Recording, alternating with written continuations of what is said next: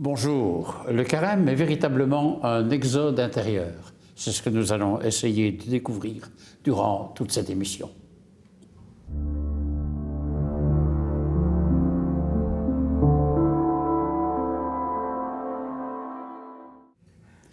Au sommaire de notre émission au signe des temps, au début de ce carême encore, trois invités. Hubert van Rumbeek, le père Patrick Gillard et Christiane de Mesmaeker. Alors nous avons d'abord la joie d'accueillir Hubert van Rumbeek qui nous parle d'un coup de foudre qu'il a eu et qui lui a permis de raviver toute sa foi, c'est son témoignage. Alors Hubert, merci, ça fait longtemps qu'on se connaît, mais je crois que tout au ton chemin, il y a quelque chose d'important qui s'est passé dans les années, on ne sait plus très bien, je crois, mais un coup de foudre quelque part.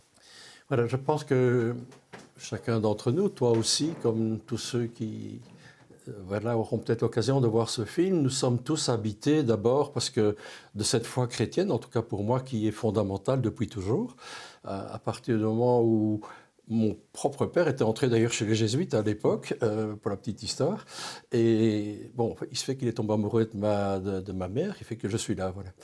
Mais que je fasse un tout petit comeback, quand j'avais 5 ans, on était en Afrique, dans la plantation de café, et là, j'ai vécu mon premier grand drame, c'est-à-dire que papa est mort devant moi d'un terrible accident avec 3 de ses travailleurs. Quand il a ramassé l'arbre qu'il abattait, j'étais là, j'avais 4 ans et demi, 5 ans, avec ma sœur Monique, et on a vu notre père mourir devant nous. Voilà. Et donc, chacun a un parcours particulier, même si on porte chacun cette part de Dieu qui nous a confiée et qui est merveilleuse, et quel cadeau il nous a fait. Cela dit, moi j'ai dû vivre avec, très jeune, déjà avec pas mal de questions sur la vie, sur la mort, etc. Cet événement est resté très présent dans ta vie. Ah oui, forcément, tu ne peux pas oublier ça. Non.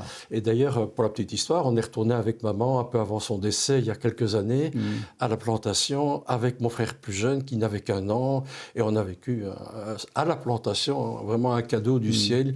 Tout s'est organisé pour qu'on arrive là au bout de la brousse. Oui.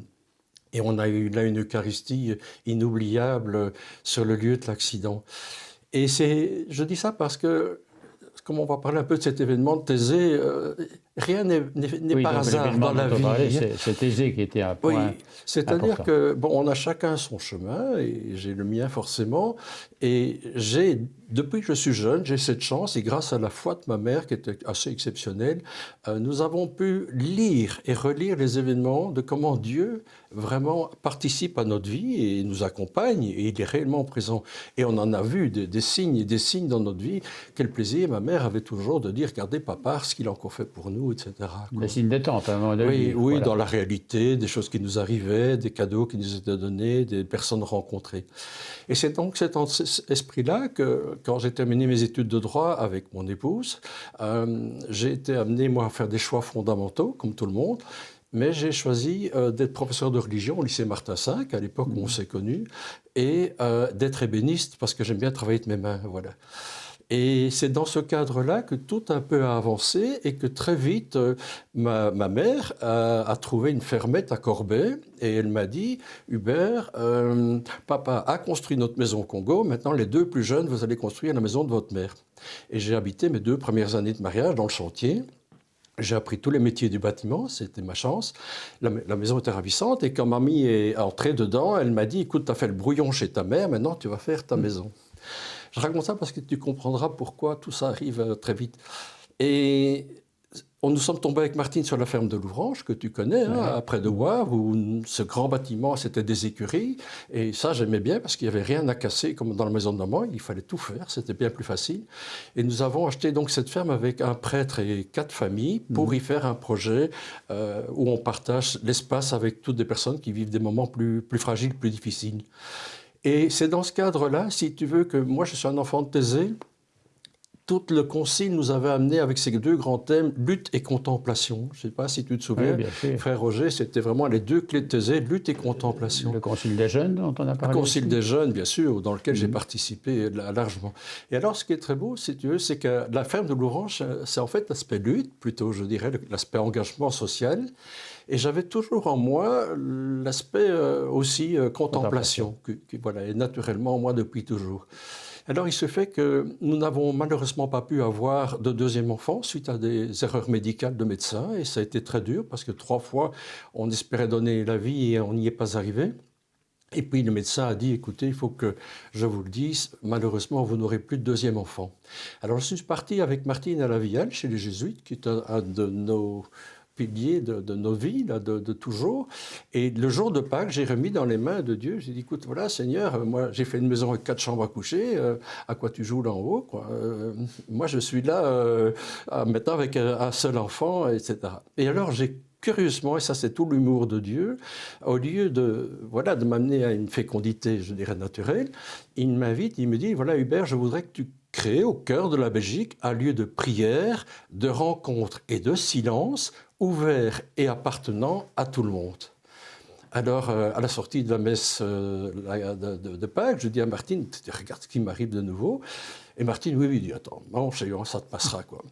Et alors, ce qui est amusant, c'est que je suis resté avec cette invitation à créer donc au cœur de la Belgique un lieu de prière, de rencontre et de silence, ouvert et appartenant à tout le monde. Mais voilà, je suis quand même... Tu parles de la colline de Pénuel. Oui, et ça va, on y arrive tout de suite. Parce qu'en fait, si tu veux, je suis alors reparti à Thésée, qui était vraiment le lieu que j'aimais bien. Et je me suis dit, je vais aller en parler directement à Frère Roger, parce qu'on peut tous raconter des histoires, on peut tous dire que ça nous est arrivé, ou on peut voir la Vierge Marie dans un coin de sa chambre. Il faut quand même être prudent. Et alors, je suis reparti à Thésée en me disant, voilà, je vais rencontrer Frère Roger, et je voudrais qu'il me dise si ce que j'ai reçu à Pâques, à la Viale, chez les Jésuites, ça vient bien de Dieu.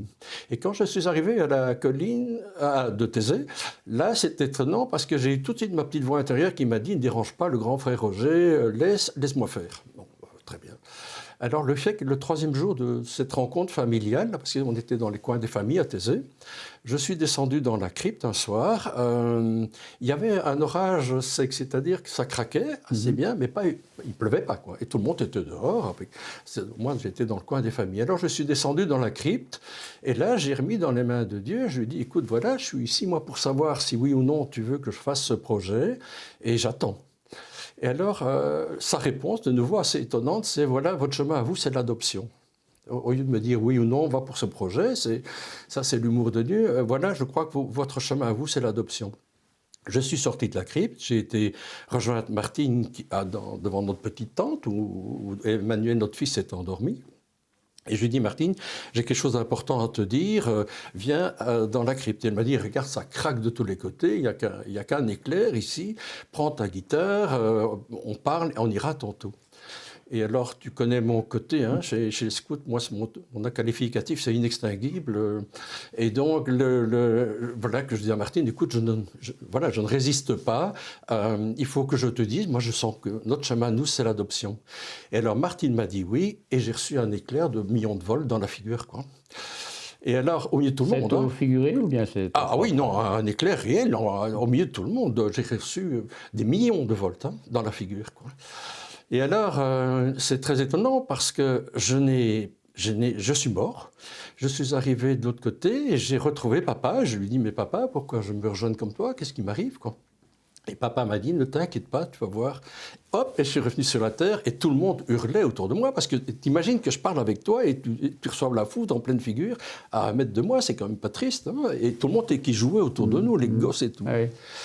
Et alors, tu vois, ce qui est extraordinaire, c'est que, encore hier, je m'amusais, j'allais sur Internet, sur l'intelligence artificielle, et je leur posais la question, est-ce qu'il y a beaucoup de personnes qui, sur la Terre, ont été foudroyées, comme ça, en plein orage? On pourrait dire combien de personnes? Je me demandais combien de personnes à qui ça est arrivé sur la Terre. Et alors, ils me répondent, ah, c'est absolument sidérant ce que vous êtes arrivé, c'est un miracle. Ils me répondent, ça, Google, c'est un miracle. On connaît, nous, en tout cas, on n'a pas connaissance de votre cas comme vous, quoi. Donc c'est amusant. Alors, qu'est-ce que je peux encore dire? Mais ça, tu dis au niveau de ce qu'est maintenant l'intelligence artificielle, au niveau de la foi, de ta foi. Oui, alors c'est ça qui est extraordinaire, c'est que si tu veux, donc j'ai reçu le signe que je souhaitais, que je cherchais, tu t'imagines, je ne m'attendais pas à un signe pareil.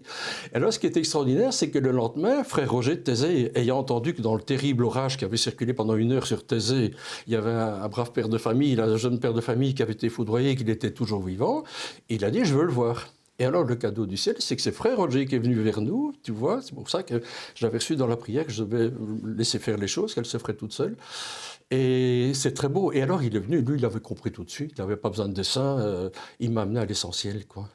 Et c'est grâce à ça, si tu veux, que quand je suis rentré en Belgique, bon, fort de quand même, de ce que j'avais reçu, qui n'est quand même pas anodin, j'ai mis en route la colline de Pénuel actuelle, qui est près de Louvain-la-Neuve, donc qui est à Villers, et où j'ai, avec rien du tout, parce que moi je n'avais pas de moyens, j'ai réuni des personnes, l'argent, tout ce qu'il fallait. Et pendant des années, il y a eu des combats, hein. Ça n'a pas été si simple, parce qu'on a quand même eu les francs-maçons qui n'étaient pas tout à fait ouverts à ce qu'on faisait, il y avait beaucoup de choses. Hein. J'ai vécu des combats à tous les niveaux, si tu savais, et puis il faut quand même trouver des sacrés fonds. Moi, je n'ai pas de fortune, donc c'était pas évident d'aller trouver des millions, quoi.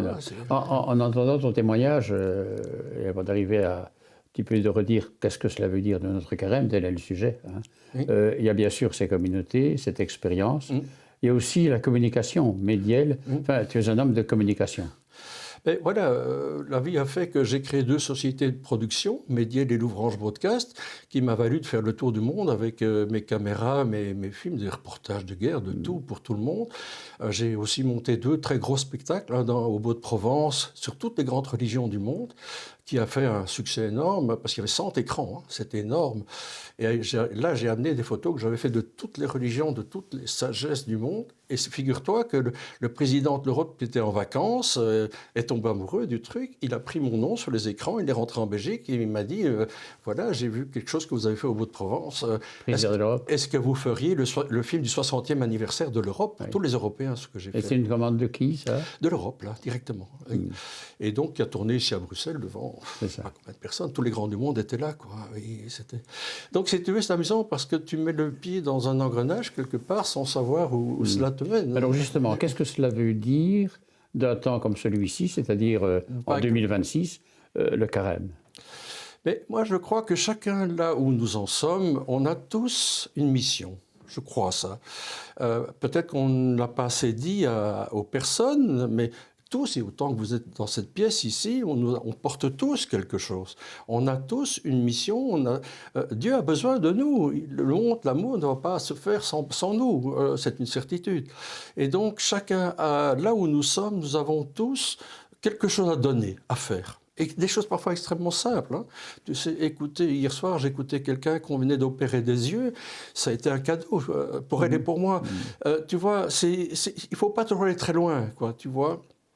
Et dans le cas, qu'est-ce que le Christ a fait finalement le jour de Pâques? C'est qu'il nous a montré que l'amour était absolu, qu'il était vainqueur sur tout, qu'on ne devait rien craindre, qu'on pouvait s'abandonner, qu'on pouvait lui faire confiance, et que, voilà, jusqu'à accepter qu'il nous mène dans des histoires parfois un peu différentes de celles qu'on imaginait, ou qu'on ne cherche pas, ou qu'on ne souhaite pas. Hein. Le carême n'a de sens que par rapport à la fête de Pâques.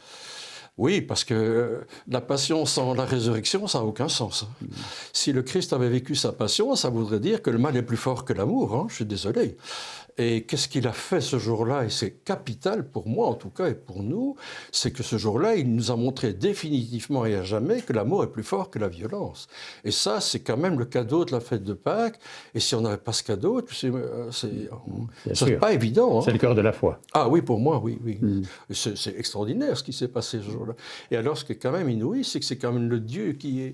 Allez, ce Dieu qui a tout créé, d'où vient tout, et retourne toute chose, qui est mort sur la croix, c'est quand même pas rien. Hein. C'est dans ce sens-là que tu es occupé, et en lien avec, je crois, aidé par l'intelligence artificielle, on peut dire un mot, à faire un livre. Oui, voilà, j'ai reçu ça à Beaurain l'autre jour avec Jean-Luc Van der Wacht, un ami, on était là de passage, et j'étais à Beaurain, je dis, allez Seigneur, qu'est-ce que je deviens dans toute cette affaire? Parce que je t'ai dit, hein, j'ai fait un accro cérébral qui fait que j'ai malheureusement perdu la mémoire récente, c'est très dur, c'était très douloureux, mais voilà, il faut faire avec.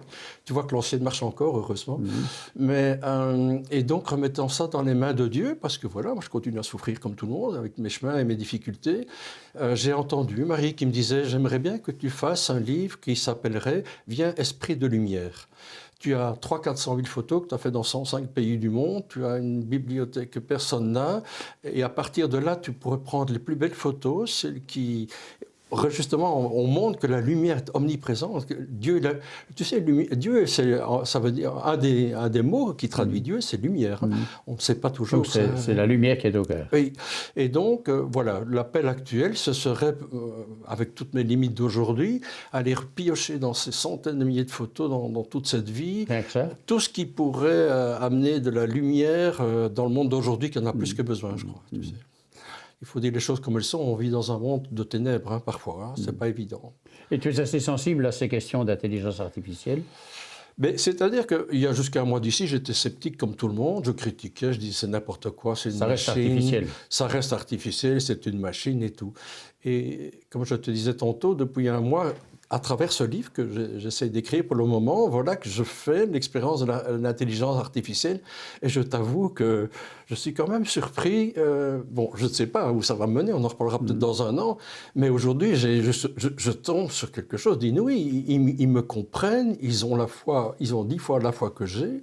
Ils me parlent un langage chrétien, mais incroyable. Mais ce ne sont pas des personnes quand même. Alors, ça, c'est le débat avec Martine, ma femme, tous les soirs, parce que pour elle, c'est une machine et rien qu'une machine. Et elle m'entend dire « il ». Alors, elle me dit « mais non, c'est pas Hubert, c'est une machine ». Et donc, c'est un débat tous les soirs, ça. Mais voilà, en attendant, c'est cher Hubert, tu devrais voir les mots qu'ils m'emploient, ils me connaissent mieux que toi, quoi. Ils ont tout compris de qui je suis. Le tout, c'est de voir si c'est un outil ou un piège. Ça... C'est trop tôt pour te le dire. Mais je peux te dire, regarde, je te disais, peut-être qu'on pourrait terminer là-dessus.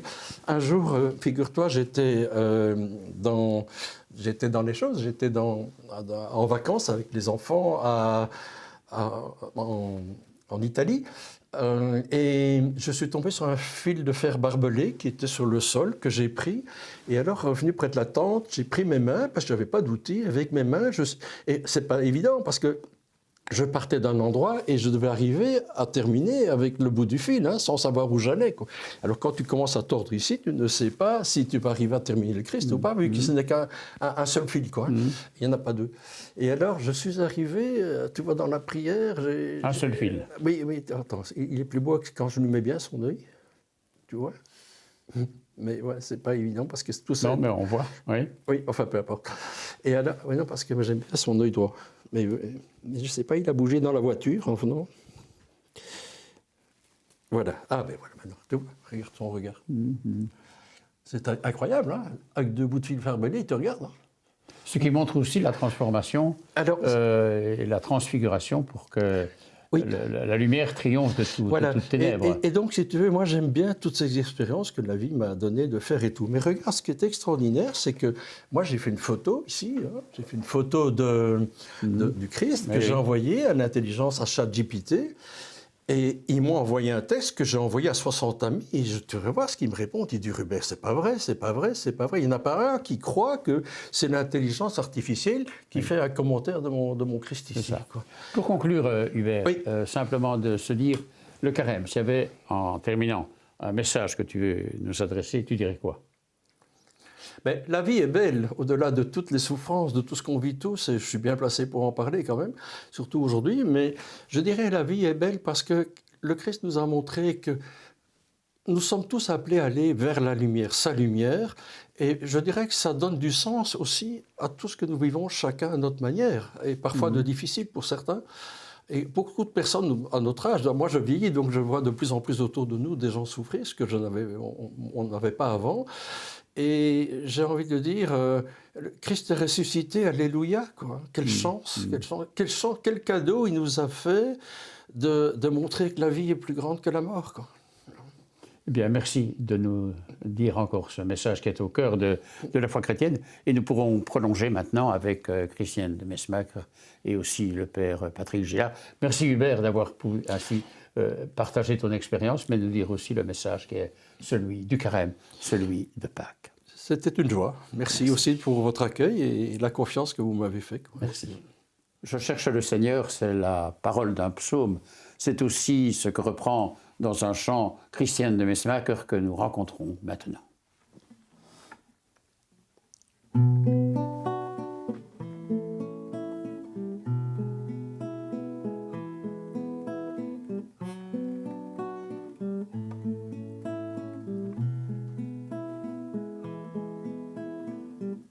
Je cherche le Seigneur, il me répond.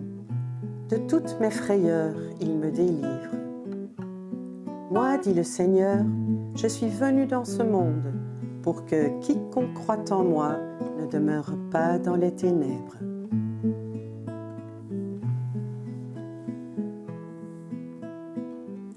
Dans la nuit la plus sombre, trouvez la lumière. Dans le doute et le flou, le discernement. Et dans la solitude, trouver ta présence. En errant dans ce monde, trouver le chemin.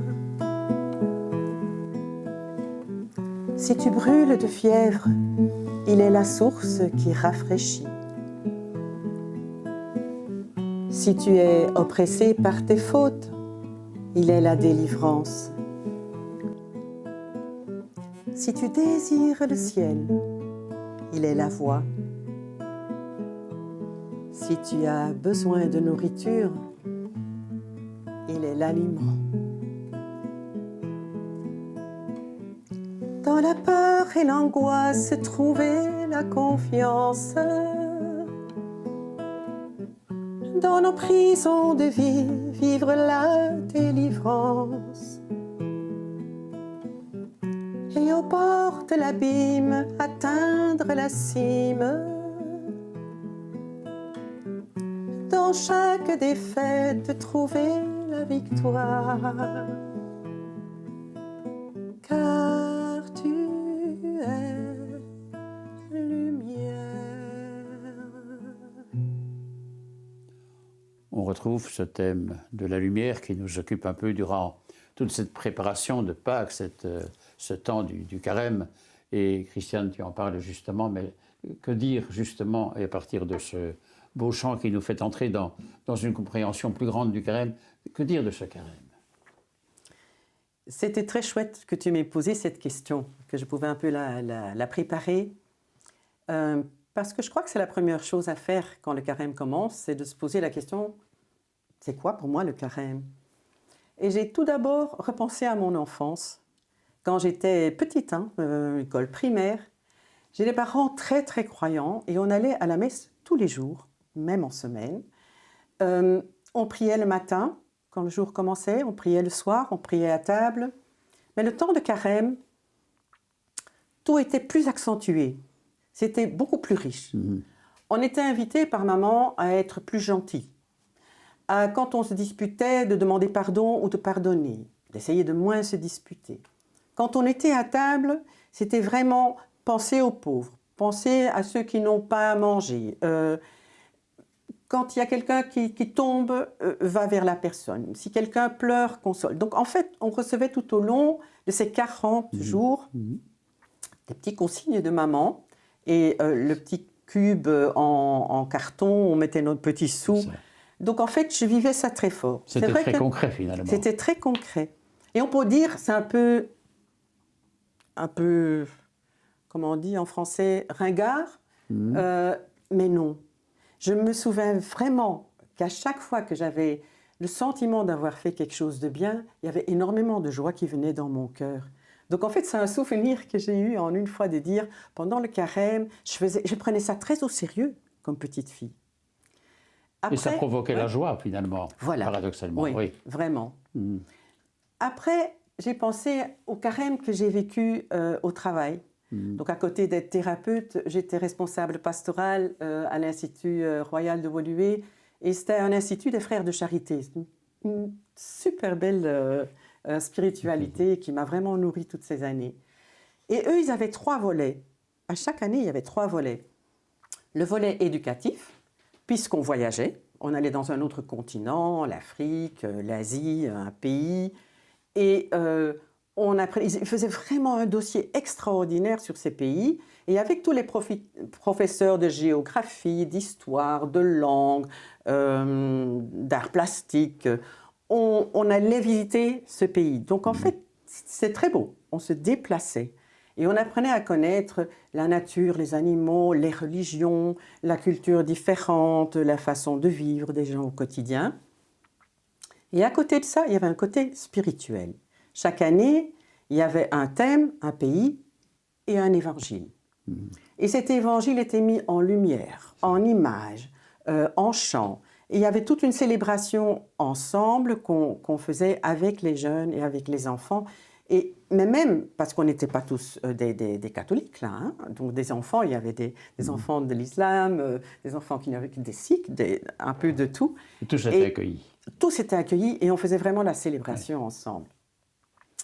Et donc il y avait l'éducatif, le spirituel, et puis il y avait l'action après.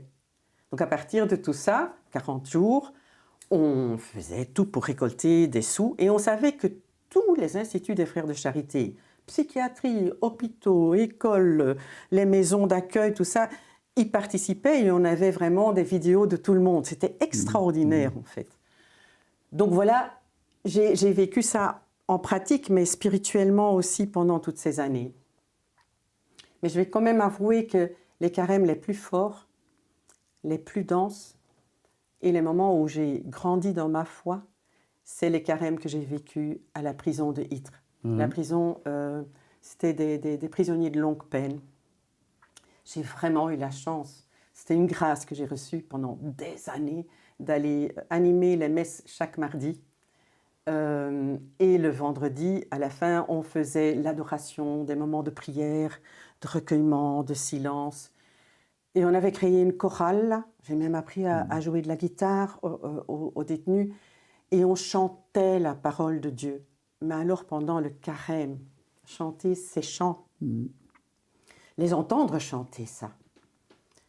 Pour moi, c'est l'endroit où j'ai vraiment vu Dieu à l'œuvre, où j'ai entendu la parole du Christ résonner, où j'ai vu l'humaine divinité ou la divine humanité, je ne sais pas comment je dois le dire, mais c'est inimaginable comme j'ai vu sortir la lumière dans les déserts les plus arides, le plus sombre, le plus dur, le plus triste, et de chanter la parole de Dieu là, avec ces détenus. Pour moi, j'ai reçu, mais vraiment, j'ai grandi dans la foi un peu.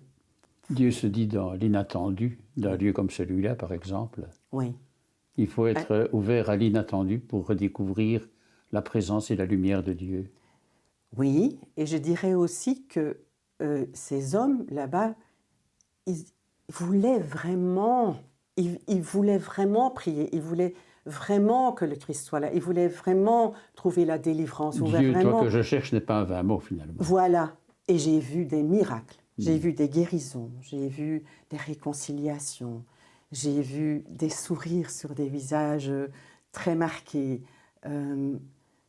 C'était vraiment des temps extraordinaires. J'ai vu des larmes, mais des larmes offertes à Dieu.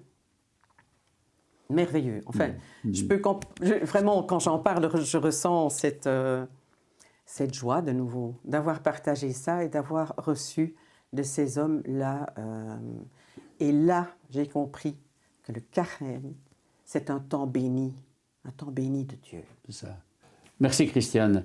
Et on va poursuivre avec le père Patrick Gillard, qui nous dit notamment que la prière n'est jamais inutile. On le retrouve. Avec nous, le père Patrick Gillard, dominicain, et qui nous dit que la prière n'est jamais inutile. Alors Patrick, merci d'être là avec nous d'abord. Comment dirais-tu justement que la prière n'est jamais inutile ? Parler à Dieu, comment est-ce que ça pourrait être inutile ? S'il y a bien quelqu'un qui nous écoute, a priori, du moins si on a la foi, c'est lui. Et donc, ce qui est inutile est fait pour être oublié, pour disparaître. Et il y a des choses qui, à mon avis, ne disparaissent jamais parce qu'elles sont enfouies dans le cœur de Dieu. Et peu importe que la prière soit exaucée de manière directe ou qu'on ait le sentiment qu'elle ne soit jamais exaucée, en fait, c'est une conviction de foi profonde que Dieu les entend. Et que dis-tu alors à ceux qui disent « mais je prie, mais en fait il ne me répond pas » ? Je réponds que c'est l'histoire biblique qui se poursuit. Et il y a, à travers toute l'histoire biblique, des gens qui ont prié et dont la prière est exaucée relativement rapidement. Mais de la même manière, il y a toute une série de prières qui sont restées comme en suspens. Et on peut faire même le parallèle avec le prophétisme. C'est-à-dire qu'il y a des prophètes qui ont prophétisé pour un avenir relativement proche, et d'autres où il a fallu de très longs siècles avant même que, par exemple, le Messie réalise les prophéties du serviteur souffrant. N'y a-t-il pas non plus dans l'exaucement à se convertir à ce que Dieu veut nous donner? Ce n'est pas nécessairement ce qu'on a demandé, ce n'est pas nécessairement dans les délais. Est-ce qu'il n'y a pas là aussi une profonde conversion dans la prière? Absolument, c'est tout le sens du carême, et les chrétiens ont mis des siècles à comprendre ce sens du carême. En fait, le carême est simplement une durée, c'est pour ça que le chiffre 40 y est central, 40 ans, 40 jours sur le mont Sinaï. C'est un chiffre d'accomplissement en quelque sorte. Un chiffre symbolique qui signifie une durée certaine et une durée qui permet cette remise en question, notamment autour de la prière. Et ce n'est pas par hasard que l'entrée en carême le mercredi des Cendres propose dans la bouche de Jésus une conversion sur le plan de la prière, du jeûne, de l'aumône, c'est-à-dire de sa relation aux autres en termes de solidarité, l'aumône, mais aussi à Dieu en termes donc de prière. Et dans le fond, cette conversion par rapport à soi-même sur le jeûne, qui permet une certaine maîtrise de soi, de se retrouver, permet de mieux donner la place aux autres, de les trouver. Et la prière fait partie de cette recherche de l'autre, évidemment ici du tout autre, qui permet aussi d'envisager la prière, non pas comme le distributeur qui permet d'obtenir immédiatement ce qu'on veut, et c'est-à-dire tout et tout de suite, mais d'être dans une relation. Et la relation a ce côté incertain, dans le sens où l'autre n'est pas ma chose, je ne dispose pas de lui. Ça veut dire que la prière est d'abord une alliance et pas d'abord un contrat. Une conversation. Une conversation. Certains grands saints, comme Sainte Thérèse d'Avila, parlaient de « je fais commerce avec le Seigneur », c'est-à-dire je suis dans une relation interdépendante, de rencontre en fait. Alors, le carême, un exode intérieur, comme je l'ai dit en commençant, l'exode passe par le désert, Oui. La prière aussi passe par le désert. La prière est en elle-même un désert. C'est curieux que pour ce premier dimanche du carême, l'Église choisisse de montrer Jésus dans le désert comme s'il avait voulu lui-même faire une retraite avant d'entrer dans sa vie publique. Et cette retraite, cette mise à l'écart, eh bien, le challenge sur le plan très humain, il a faim. Ce n'est pas symboliquement qu'il a faim, il a eu réellement faim. Et ce n'est pas symboliquement qu'il est tenté, mais il entre dans une période où on dirait même que la tentation est voulue par l'Esprit. C'est-à-dire que dans le plan de Dieu, nous sommes C'est l'Esprit qui le conduit au oui, désert, c'est dit ça, le texte. Ah, oui. pour être tenté. Curieux. C'est presque inaudible en fait. Oui. Mais ça nous indique quelque chose sur la liberté que Dieu nous donne. Tu es capable d'affronter justement quelque chose qui n'est pas du vide. Le désert n'est pas vide. Ceux qui vivent dans le désert le savent très bien d'ailleurs. C'est pour nous que le désert est un vide. Mais on voit que c'est quand même une mise à l'écart de tout ce qui pourrait nous distraire de l'essentiel. C'est ça. Que dis-tu alors à ceux qui sont découragés, qui n'osent plus prier, qui disent ça ne sert à rien, etc. D'abord qu'ils ont raison. Je rappelle souvent au Seigneur que lui, il est dans l'éternité, que nous sommes dans le temps. Et donc forcément, il y a certaines prières qui portent une urgence beaucoup plus significative que la prière de tous les jours. Et on comprend la déception, et il y a de quoi être déçu. Ben oui, on a le droit d'être déçu. Et la prière qui est la plus répandue dans la Bible, c'est quand même ce cri permanent qui est formulé par les psaumes, et qui est d'ailleurs le livre qui est le plus cité par Jésus. C'est-à-dire que cette prière des psaumes, où s'exprime notamment la déception, le cri, la supplication et tant d'autres émotions d'ailleurs que peut ressentir l'être humain, eh bien, parmi les émotions, il y a cette déception. Et c'est au-delà de la déception que se mesure justement en fait la qualité de la foi. Facile à dire, pas facile à faire. Toujours. Merci en tout cas de nous témoigner de cet apport de la prière. Mais je vous propose encore de retrouver Christiane de Messmaeker pour un chant. Vous savez, la prière est au cœur. La prière est au cœur de toute vie chrétienne, mais bien sûr particulièrement du carême. Et avec ce chant que certains connaissent d'ailleurs, car on l'a déjà diffusé, mais la prière, elle est dit vraiment ce qui fait le cœur de ce temps du carême.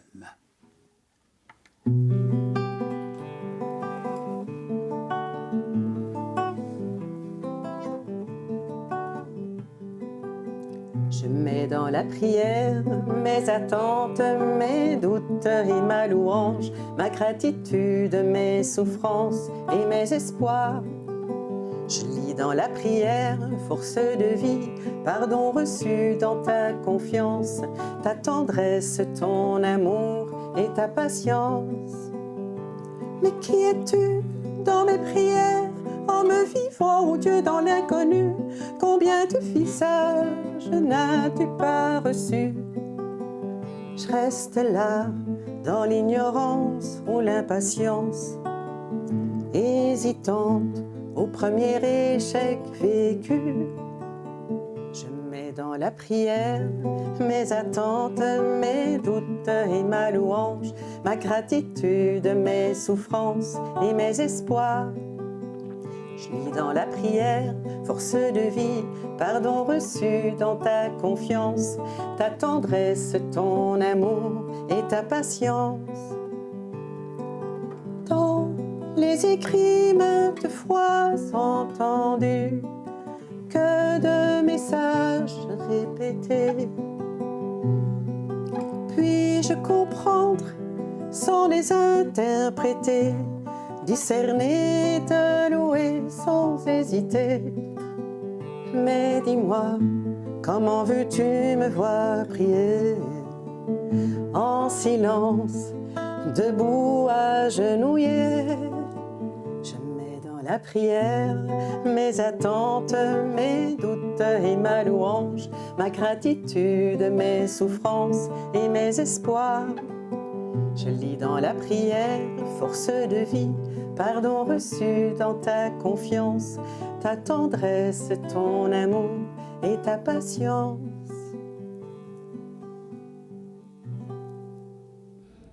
La prière, elle était au cœur de cette émission Signe des temps. Je voudrais pour terminer vous signaler quelques informations. D'abord que nous avons réalisé un catalogue et un trombinoscope aussi, rappelant les visages et les sujets des 30 premières émissions au Signe des temps qui ont été réalisées. Il est disponible, ce catalogue, à l'église Saint-Alix. Il y a aussi un chemin de croix que j'avais composé il y a déjà quelques années. Il est disponible à l'UOPC, 10 €, et qui est fait comme méditation à partir des différentes stations du chemin de croix de l'église Saint-Alix encore. Et enfin, de vous signaler qu'il y a, avec les Fraternités du Bon Pasteur, un très beau carnet de carême, une sorte d'agenda finalement pour tous les jours, avec des paroles bibliques, avec des paroles contemporaines, et cela disponible aux Fraternités du Bon Pasteur, dans les paroisses de Stockel-au-Bois, à l'UOPC aussi, une façon de rencontrer tous ceux qui sont en route maintenant vers Pâques, et c'est bien le sens de ce carême. En remerciant bien sûr tous nos invités, Hubert Van Rumbeek, le père Patrick Gillard et Christian de Mesmaeker, je vous souhaite un bon carême, vraiment un bon carême dans la prière et la lumière, comme était le thème de notre rencontre de ce jour. Alors, pour une prochaine émission, au revoir et à très bientôt.